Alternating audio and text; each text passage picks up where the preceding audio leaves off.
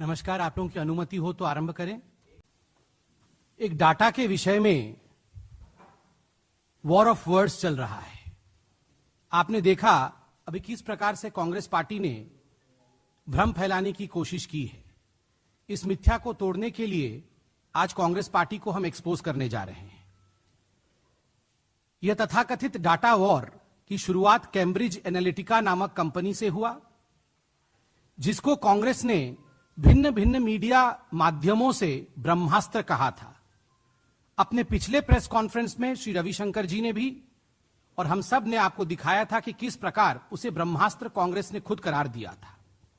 और इस ब्रह्मास्त्र के माध्यम से लगभग 20 करोड़ भारतीयों के डाटा को कांग्रेस पार्टी चोरी कर रही थी। 20 करोड़ इसलिए क्योंकि भारत में आज 20 करोड़ लगभग फेसबुक के यूजर्स हैं। और केवल डाटा ही चोरी नहीं कर रही थी, जिस प्रकार के एक्सपोजे पाश्चात्य जगत में इस कंपनी कैम्ब्रिज एनालिटिका को लेकर हुआ, मालूम पड़ा कि ब्राइब, हनी ट्रैपिंग और स्लीज के माध्यम से भी कहीं न कहीं भारतीय राजनीति को बदलने की कोशिश 2019 के संदर्भ में कांग्रेस पार्टी करने की भरसक प्रयास कर रही थी। जब कांग्रेस पार्टी पकड़ी गई तो कहीं न कहीं कांग्रेस पार्टी के अंदर एक खलबली मची, जिसका नतीजा रहा कि कांग्रेस पार्टी भड़क कर नमो ऐप पर अटैक करती है। अब आप बताइए, नमो ऐप क्या है? नमो ऐप संवाद का एक इस प्रकार का माध्यम है जिससे स्वयं प्रधानमंत्री भारतीय जनता पार्टी के वॉलंटियर्स, मुख्यतः भारतीय जनता पार्टी को जो पसंद करते हैं, जो वॉलंटियर्स हैं, उनसे सीधे तरह से जुड़े हुए हैं। राहुल गांधी जी यह कहते हैं कि नमो ऐप के माध्यम से इन सभी डाटाओं को अमेरिका के मित्रों के पास श्री नरेंद्र मोदी जी भेज रहे हैं। This is a classic case of technological illiteracy of mister Rahul Gandhi. Rahul Gandhi ji को टेक्नोलॉजिकल इलिटरेसी है, वो तकनीकी रूप से बिल्कुल विषयों को समझते नहीं है। ये वही राहुल गांधी है जिन्होंने अभी विदेश की भूमि में जाकर कहा कि अगर एमआरआई के सभी मशीनों को जोड़ दिया जाएगा तो स्वास्थ्य के जगत में एक भूचाल और रिवॉल्यूशन आ जाएगा। बंधुओं, आप ही सोच के देखिए, जो व्यक्ति कहता है कि एमआरआई की मशीनों को जोड़ा जा सकता है, उससे भूचाल आएगा, उससे रिवॉल्यूशन आएगा। ये वही राहुल गांधी है जिन्होंने आलू की फैक्ट्री के विषय में बात की थी। ये वही राहुल गांधी है जिन्होंने कहा था जुपिटर एस्केप वेलोसिटी। तो स्वाभाविक रूप से, तकनीकी रूप से और वैज्ञानिक दृष्टिकोण से राहुल गांधी बहुत पिछड़े हुए हैं। So it is a classic case of technological illiteracy by mister Rahul Gandhi. जहां तक नमो ऐप का सवाल है, कोई भी स्मार्ट एप्लीकेशन होता है और एप्लीकेशन को स्मार्ट ही होना चाहिए, क्योंकि जिसके साथ संवाद स्थापित किया जाता है वह जिस प्रकार का संवाद चाहता है, कम समय में उसके साथ उसी प्रकार का संवाद किया जाए, यह जनता भी चाहती है। तो जो भी स्मार्ट ऐप होता है उसमें बहुत सारे प्रोविजंस स्मार्टली दिए जाते हैं, जैसे कि गूगल एनालिटिक्स। गूगल एनालिटिक्स एक स्मार्ट प्लेटफॉर्म है और उसमें भी आप देखिएगा बहुत सारी चीजें इस प्रकार से इंटरप्रीट और एनालिसिस किया जाता है ताकि जो यूजर है उसको बहुत सहूलियत प्राप्त हो। कॉन्टेक्सचुअल और यूजर बेनिफिट के लिए इन डाटाओं का एनालिसिस किया जाता है। Remember, analysis is not equivalent to spying और स्नूपिंग। जिन लोगों को तकनीकी अज्ञान है, जो लोग टेक्नोलॉजिकली इग्नोरेंट हैं, स्वाभाविक रूप से वो ये कहने की कोशिश कर रहे हैं कि सहूलियत जासूसी के बराबर है। Analysis is not equivalent to snooping और spying. I think mister Rahul Gandhi has to learn this. अगर एक स्मार्ट एप्लीकेशन है और उसमें स्मार्ट एप्लीकेशन में आपने एक प्लेटफॉर्म रखा है कि आप मित्रों का एक समूह, जिसको अंग्रेजी में कहते हैं फ्रेंड्स का एक ग्रुप बनाएंगे, तो स्वाभाविक रूप से आप कॉन्टैक्ट को भी एक्सेस देंगे, तभी जाके फ्रेंड्स और मित्रों का एक समूह बन सकता है, वरना नहीं बन सकता। एक एप्लीकेशन में अगर सेल्फी का प्रोविजन है, उसमें फोटो अपलोड करने का प्रोविजन है, तो स्वाभाविक रूप से आप अपने एल्बम या कैमरे को एक्सेस देंगे। यह केवल नमो ऐप का ही नहीं है, यह आप किसी भी स्मार्ट ऐप को देखेंगे। और मैंने बहुत सारे स्मार्ट ऐप, जो हमारा चौथा स्तंभ जिसको हम मीडिया कहते हैं, मीडिया के भी लगभग सभी मीडिया हाउसेस के एप्स थे और हम सब भारतीय मीडिया का बहुत सम्मान करते हैं। मैं सभी के एप्स लेके आया हूं, लगभग जो लोग अपना ऐप इस्तेमाल करते हैं, और नाम लिए बिना, किसी का नाम लिए बिना मैं एक एक करके पढ़ता हूं कि कहां कहां वो एक्सेस देती है। जैसे एक मीडिया हाउस है, एक अंग्रेजी पत्र है, न्यूज़पेपर है, उनका जो वर्जन 6 है उसमें एक्सेस होता है फोटो, मीडिया एंड फाइल्स। आपके मोबाइल में आपका फोटोज, मीडिया और फाइल्स में 1A, read the contents of our USB storage. आपके यूएसबी स्टोरेज में क्या है वो कंटेंट भी पढ़ सकते हैं। मॉडिफाई और delete the contents of our USB storage. दूसरा है read the content of our USB storage to modify it. Microphone को एक्सेस करती है वो, जो कि रिकॉर्ड ऑडियो को एक्सेस करती है। वाईफाई कनेक्शन इंफॉर्मेशन को एक्सेस करती है वो, टू व्यू वाईफाई कनेक्शन। ये एक्सेसिबिलिटी एक 6A वर्जन है मीडिया हाउस की, उसकी है। दूसरी मीडिया हाउस के 9 ऐसे बिंदु हैं जिसमें identity, contacts, phone, photo, media files, storage, wifi connection, device ID and call information, read phone status and identity.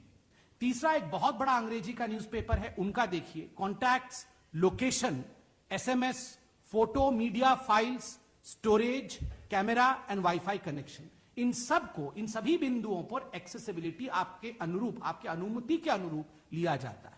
क्या ये जो मीडिया हाउसेस है, जो हमारे भारत के सबसे महत्वपूर्ण स्तंभ है, वो किसी प्रकार से जासूसी कर रहे हैं? बिल्कुल नहीं। वो आपके सहूलियत के हिसाब से आपको इंफॉर्मेशन पहुंचाने की कवायद कर रहे हैं, because this new age is the age of information. ये राहुल गांधी जी समझ नहीं सकते हैं।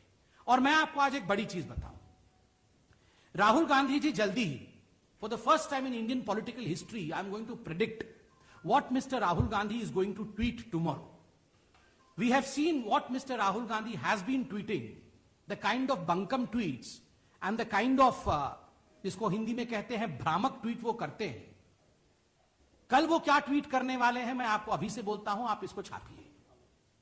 कल वो ट्वीट करेंगे कि ये जो नमो ऐप है, ये नमो ऐप सीधे सीधे ईवीएम मशीन से जुड़ा हुआ है और इसी नमो ऐप के माध्यम से ईवीएम टेम्परिंग हो रही है और नरेंद्र मोदी जी कश्मीर से लेके कन्याकुमारी तक, अटक से लेके कटक तक सारे चुनाव इसी नमो ऐप की ईवीएम के साथ जुड़े होने के कारण जीत रहे हैं।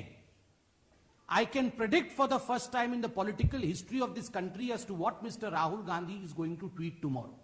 Come tomorrow, you would see that Mr. Rahul Gandhi would be saying that through this Namo app, Mr. Narendra Modi and Bharatiya Janata Party is connected to the EVM machines.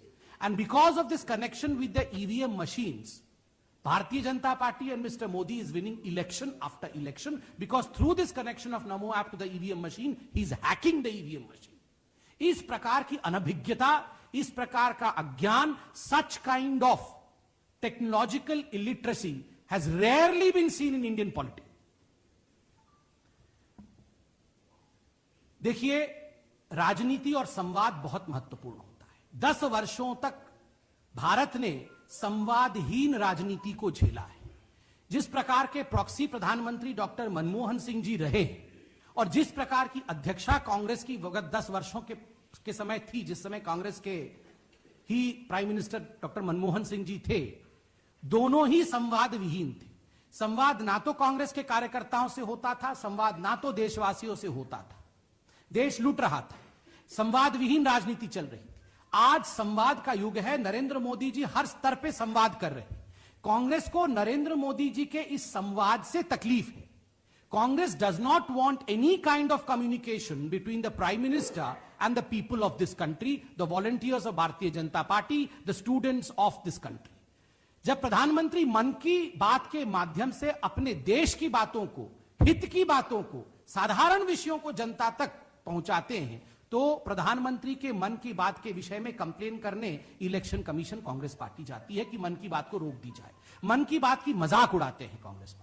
जब प्रधानमंत्री भारत में एग्जाम्स को लेकर विद्यार्थियों से बातचीत करते हैं, संवाद स्थापित करते हैं कि मेरे विद्यार्थी, आप चिंतित मत हो, आप भयभीत मत हो, एग्जाम बिल्कुल आत्मविश्वास के साथ लिखो, जिससे कि विद्यार्थी लाभान्वित होता है, कांग्रेस को उससे भी दिक्कत होती है।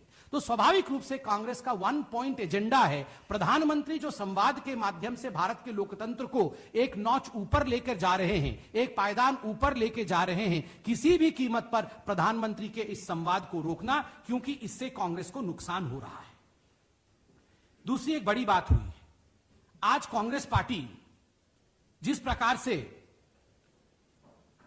पहले तो राहुल गांधी जी ने अनभिज्ञता में कुछ इन रिटॉरिक्स उन्होंने ट्वीट किया, उसके बाद जब भारतीय जनता पार्टी ने सच्चाई कांग्रेस पार्टी का ट्विटर के माध्यम से रखा कि उनका जो ऐप था, उस ऐप के माध्यम से किस प्रकार कांग्रेस पार्टी डाटा चोरी कर रही थी, तो तुरंत ही प्ले स्टोर से कांग्रेस पार्टी ने उस ऐप को डिलीट कर दिया। As soon as the Bharatiya Janata party revealed the truth of the Congress app which was stealing the data of the people, it was proved by the Bharatiya Janata Party. Immediately thereafter, the Congress party downed its app from the Play Store.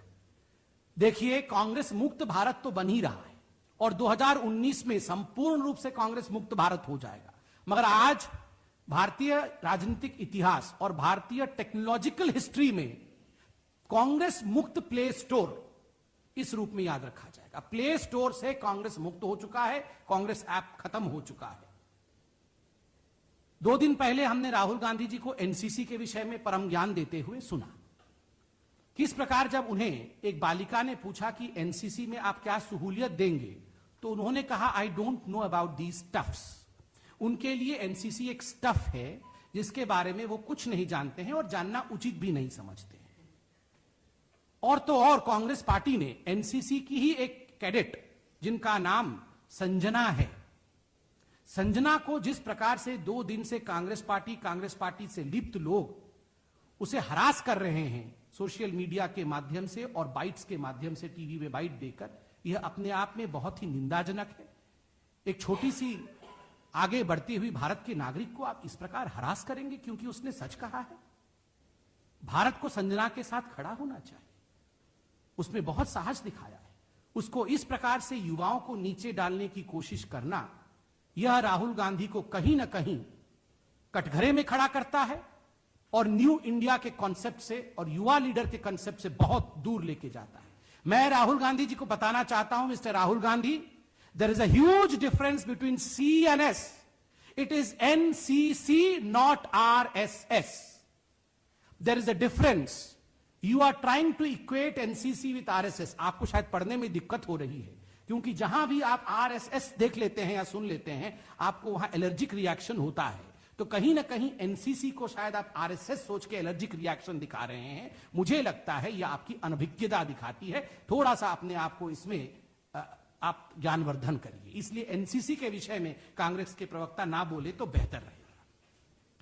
Data चोरी की बात हो रही थी, मैं सिद्धरमैया जी को बताना चाहूंगा कि किस प्रकार से वो भी डाटा चोरी कर रहे हैं।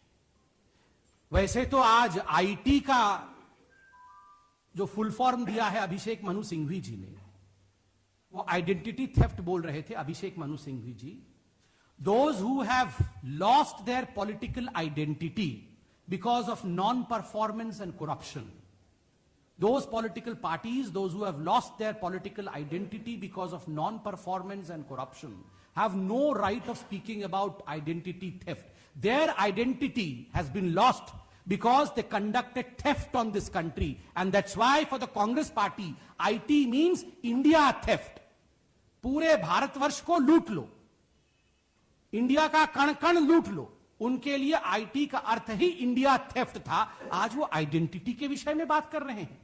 उनकी आइडेंटिटी की समाप्ति का कारण यही है कि उनका नॉन परफॉर्मेंस रहा, उन्होंने लूट और भ्रष्टाचार की सरकार चलाई। सिद्धरमैया जी, थेफ्ट के विषय में बात हुआ इसलिए मैंने थेफ्ट को बताया। ये सिद्धरमैया जी का ऐप है, जिस ऐप के विषय में बात हो रहा है, ये सिद्धरमैया जी का निजी ऐप है। और आपको जान के आश्चर्य होगा कि सिद्धरमैया जी का निजी ऐप अभी भी आप अगर कर्नाटक सरकार के वेबसाइट पे जाएंगे तो आप पाएंगे कि उनका ऐप उस वेबसाइट पे मौजूद है और निजी खर्चे पे नहीं, सरकारी खर्चे पे सिद्धरमैया जी अपने ऐप पे अपनी पार्टी का गुणगान कर रहे हैं, एडवर्टाइजमेंट दे रहे हैं।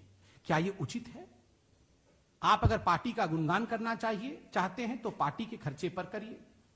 और अपने निजी ऐप पे दीजिए। आपने निजी ऐप को अपने सरकारी वेबसाइट पे रखा हुआ है और उसमें सरकारी खर्चे से जिस प्रकार से आप एडवर्टाइजमेंट कर रहे हैं, ये गुनाह है।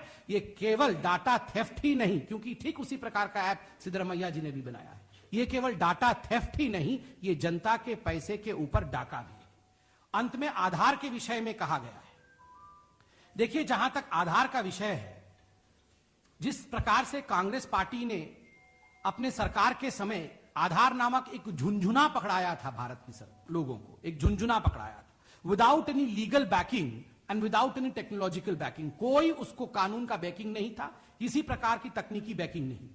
भारतीय जनता पार्टी की मोदी सरकार आने के पश्चात जिस प्रकार से उसे लीगल बैकिंग मिला, कानून का सहारा मिला, जिस प्रकार से उसे टेक्नोलॉजिकल सहारा मिला, आधार सही मायने में आधार बना है। इससे पहले कांग्रेस ने आधार को न केवल अधर में लटका के रखा था, अपितु उसे निराधार बनाया हुआ था। इट वॉज अ निराधार आधार बिफोर 2014। आधार अधर में लटक रहा था, उसको कानूनी सहारा नरेंद्र मोदी जी ने प्रदान किया, उसको टेक्नोलॉजिकल सहारा नरेंद्र मोदी जी ने प्रदान किया। और सबसे बड़ी बात है, आधार के माध्यम से 83,000 करोड़ गरीब का पैसा बचा है, क्योंकि डायरेक्ट बेनिफिट ट्रांसफर के माध्यम से जो पैसा गरीब का है वो डायरेक्टली गरीब के जेब तक पहुंचा है। I repeat, 83,000 crore has been saved of the poor man in this country because of direct benefit transfer through Aadhaar. The money has directly gone to the pockets of the poor. Because Rajiv Gandhi ने किसी समय कहा था, मैं यहां से 1 रुपया भेजता हूं तो 15 पैसे ही गरीब तक पहुंचता है, क्योंकि बाकी सब कांग्रेसियों के जेब में चला जाता है। उस समय तो हम भी नहीं थे, कांग्रेसी ही थे, तो कांग्रेसियों के जेब में चला जाता है। आज पैसा वहीं जा रहा है जहां जाना चाहिए। तो स्वाभाविक रूप से इन सब उत्तरों को सुनने के पश्चात कहीं ना कहीं राहुल गांधी जी को आज उत्तर देना होगा कि because of his technological illiteracy he should not deceive the people of this country. अपनी तकनीकी अज्ञानता के कारण वो भारतवर्ष की जनता को बेवकूफ ना बनाए। बहुत बहुत धन्यवाद। कोई प्रश्न हो तो आप जरूर पूछिए, एक एक करके।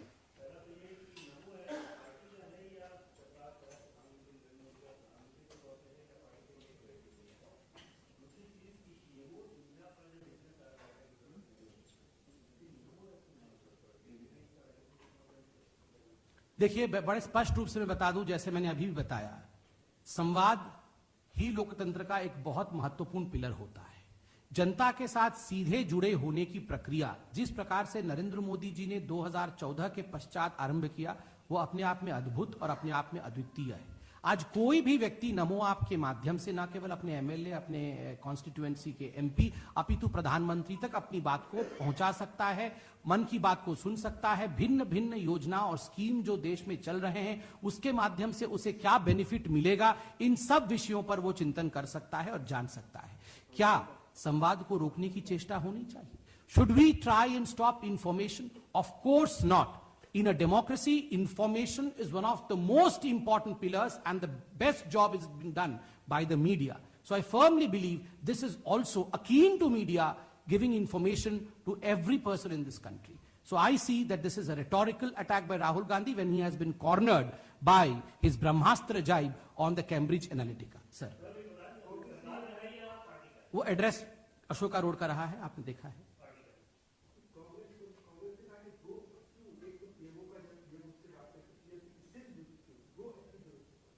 जितने माध्यम से अगर संवाद हो सके उससे क्या बुराई है।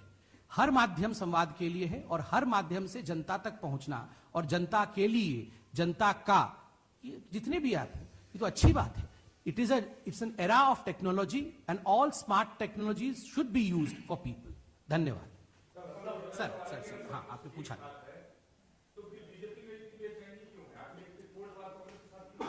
कहां बेचैनी है? हम तो जनता के लिए काम कर रहे थे। अचानक इन्होंने प्रेस कॉन्फ्रेंस किया। मैंने कहा संवाद का जमाना है, तो स्वाभाविक रूप से किसी प्रकार का भ्रम जो कांग्रेस पार्टी फैलाने की कोशिश कर रही है उसे तोड़ देना, ताकि जनता किसी प्रकार के भ्रम में ना रहे। मुस्कुराते हुए कर रहे हैं, तो कोई भी हमें बेचैनी नहीं है।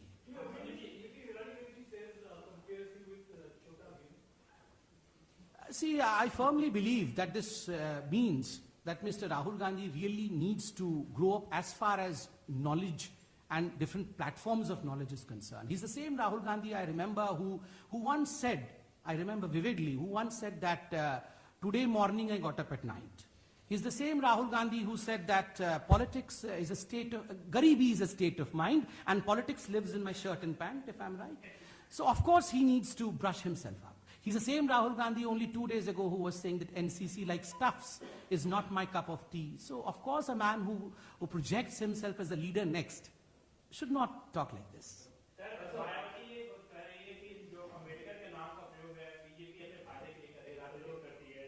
देखिए ये विषय आज का नहीं है तो